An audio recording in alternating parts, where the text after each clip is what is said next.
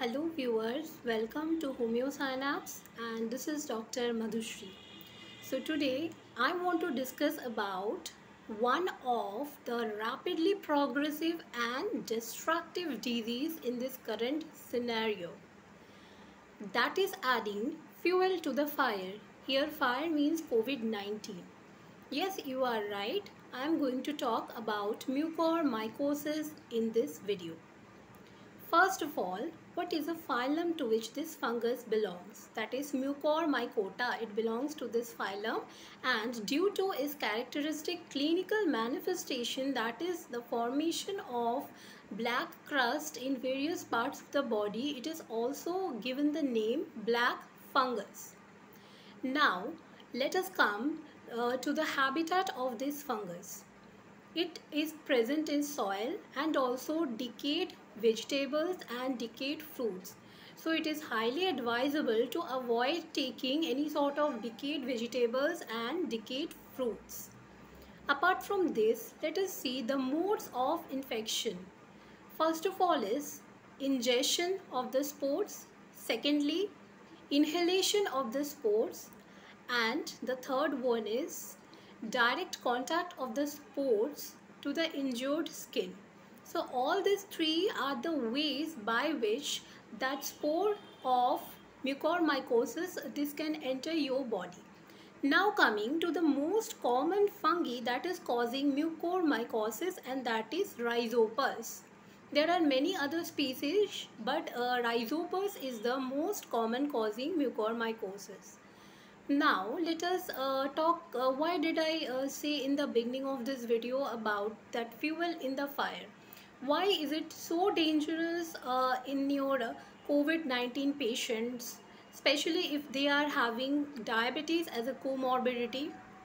First of all, in itself only, the mortality rate of this disease is about 40 to 80%, which is really very high. But in case of COVID-19, if you just take into consideration, then there are steroids used in the treatment of this COVID-19 patient, so that can reduce the immunity of the patient, due to which the patient can get various infections, and this can be one among them. The other reasons can be like low neutrophils, low level of neutrophils, that is neutropenia, which is also a very bad prognostic in COVID-19 patients. And then also we have factors like raised ferritin level. Now, ferritin, as all of us know, that it is a acute phase reactant. So, wherever there will be acute inflammation, in that conditions we can find this high level of ferritin, and this fungus, they will feed on this free iron and grow. So that is why in these cases it is very highly found. And if the patient is having diabetes on the top of that, then due to increased level of blood sugar, this fungus will grow even more rapidly.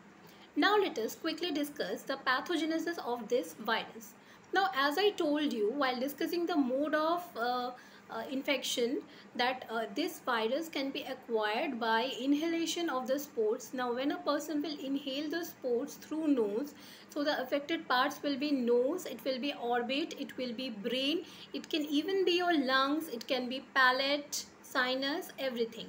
Now, if you inhale, instead of inhalation, if you just ingest the spore, if it is by ingestion, then he or she, anyone who is having this ingestion will develop small intestine and stomach affections, and by skin cutaneous mode, which is comparatively little rarer. It's found to be little rarer than these other two manifestation, other two modes, which is very common. Now, after this spores enters a human body, the spores will convert itself into hyphae.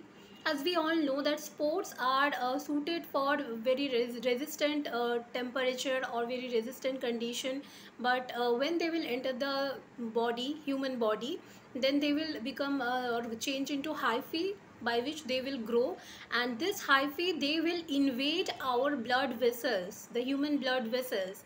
This process of invading the blood vessel is also known as angioinvasion.